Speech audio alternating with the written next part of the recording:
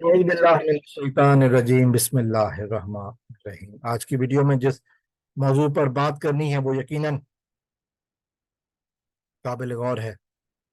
وہ پاکستان کے لاپتہ جرنلسٹ عمران ریاض خان کے حوالے سے ہے۔ عمران ریاض خان جس کو غائب ہوئے، جس کو اغوا ہوئے 65 دن ہو چکے ہیں، 66 دن گزر چکے ہیں، لیکن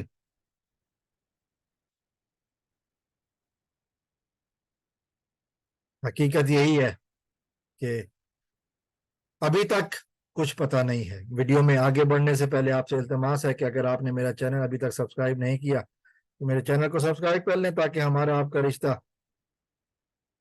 آنے والے دنوں میں قائم رہے۔ تو میں بات کر رہا تھا عمران ریاض خان کی۔ عمران ریاض خان سچ کی آواز، ظالم حکمرانوں کو، چور حکمرانوں کو آئینہ دکھانے والا، آج پاکستان کے عوام سے پوچھ رہا ہے کہ آج وہ ان کی خاطر کیوں نہیں اٹھے۔ پاکستان کی عوام خاموش ہے مسلسل، کیوں خاموش ہے کوئی نہیں جانتا۔ وہ جو اس کے ساتھ کام کرتے تھے وہ خاموش ہو گئے ہیں، وہ جو اس کے ساتھ کام کرتے تھے مختلف چینلز پہ، جس کے ساتھ اس بندے نے کام کیا وہ خاموش ہے۔ لیکن شاید یہیں تک بھی بات نہیں ہے۔ کچھ لوگوں نے، میں ہمیشہ سے ایک بات کہتا آ رہا ہوں کہ نیگیٹیوٹی نہیں پھیلانی چاہیے۔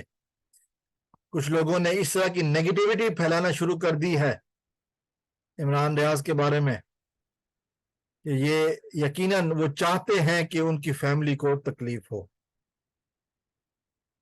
جیسا کہ میں نے پہلے بتایا تھا، جی این این نیٹ ورک نے خبر شائع کر دی کہ عمران ریاض خان کومے میں ہے، تشدد سے ان کی آنکھ ضائع ہو گئی، یہ کچھ کہا گیا۔ لیکن حقیقت کیا ہے؟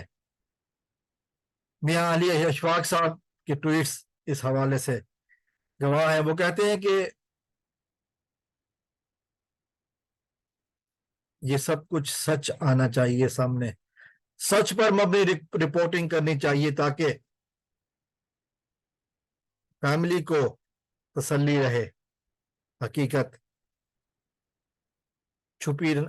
چھپنے نہ پائے۔ آج جیسے میں نے کہا کہ 66 دن گزر چکے ہیں لیکن کچھ پتہ نہیں ہے، کہیں سے بھی کوئی اطلاع نہیں آ رہی کہ میاں علی اشفاق صاحب کی واحد وہ سورس ہے جو بتاتے ہیں کہ عمران ریاض خان سلامت ہے، اور وہ ہمیشہ پازیٹیولی بات کرتے ہیں۔ اس کے علاوہ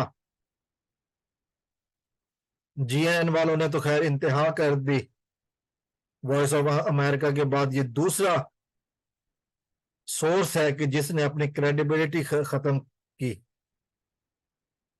اللہ تعالیٰ سے دعا ہے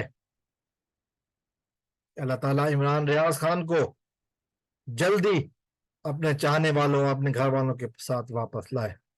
السلام علیکم ورحمۃ اللہ۔ پاکستان زندہ باد۔